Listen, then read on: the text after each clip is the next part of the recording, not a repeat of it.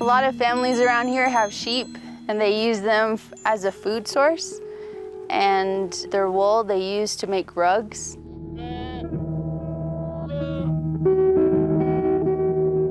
They were telling elderlies out here in the Navajo language, like, keep a distance from you and another person, at least 2 sheep, because I think that's how people were better able to understand it.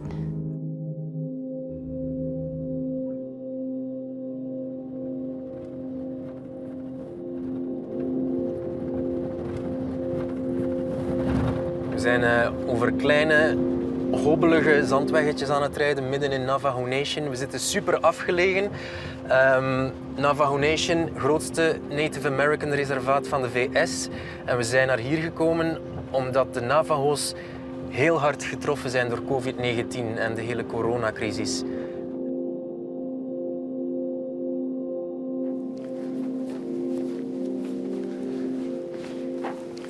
Jessica?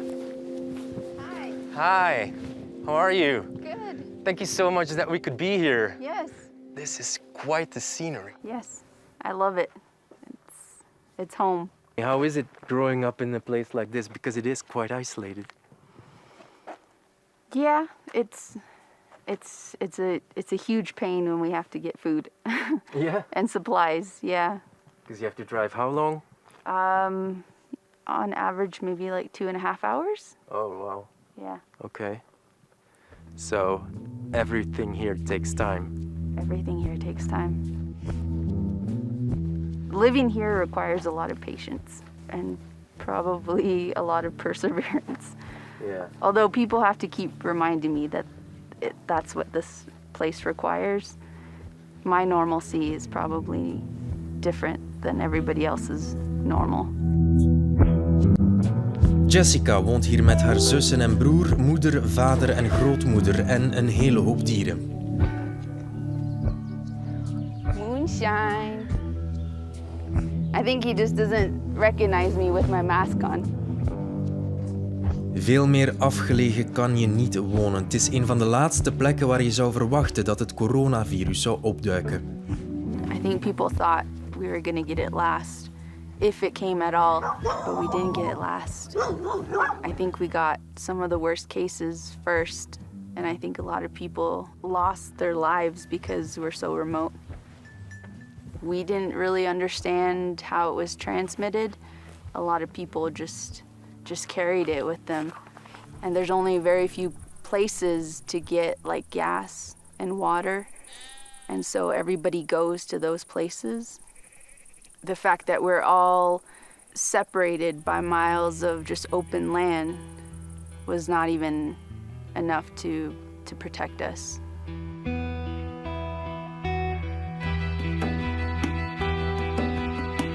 Oh, well, we call it Che, and Che means grandfather. His spikes on his head, they look like the war bonnet of our chiefs. Oh, yeah. And you're supposed to rub his back and rub his head and bless yourself with it and ask for protection. Okay, Che, you can get down now.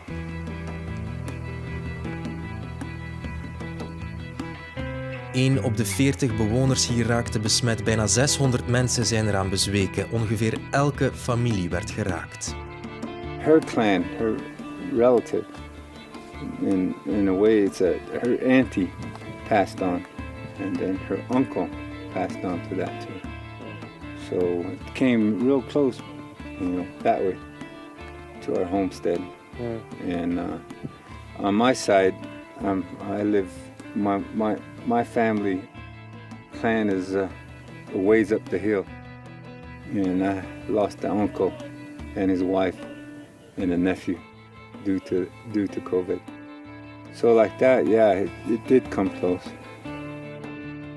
We lack basic infrastructure that everybody else from border towns and cities like Flagstaff and Phoenix, we lack the basic infrastructure that those people take for granted. For instance? For instance, water electricity. There's no running water around here. No running water. That's our running water. The big tank. Yeah, that feeds our household. And we have a lot of people who are overweight, who are battling diabetes, who have cancer from uranium exposure, from contaminated water. You have all the people who have some underlying health issues, and so I think it just created a recipe for disaster when COVID came.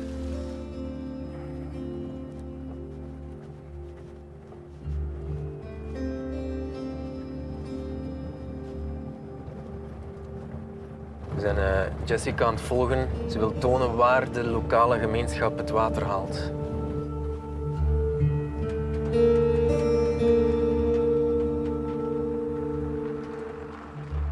Yeah, for the people in this community, this is the only source of drinking water for their household, their animals, any gardening that they have going on.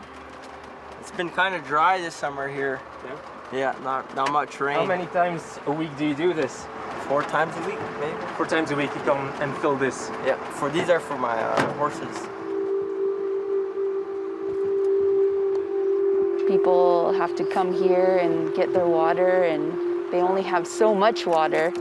I mean, if we have to use clean water every single time, then this coming here, you're gonna have to do it several times a week just to maintain a certain level of cleanliness.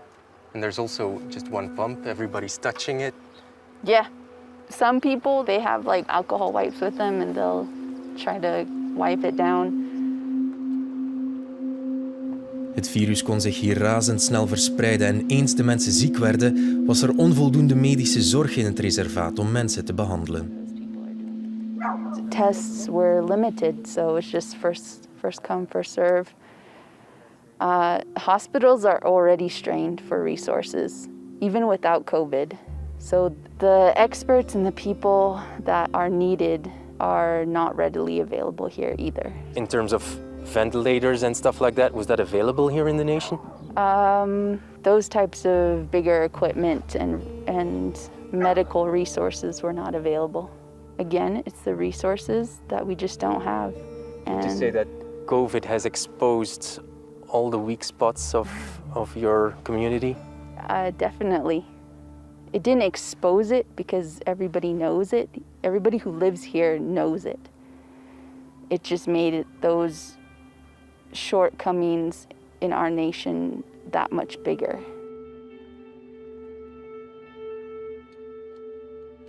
Do you notice a lot of enthusiasm to go vote around here?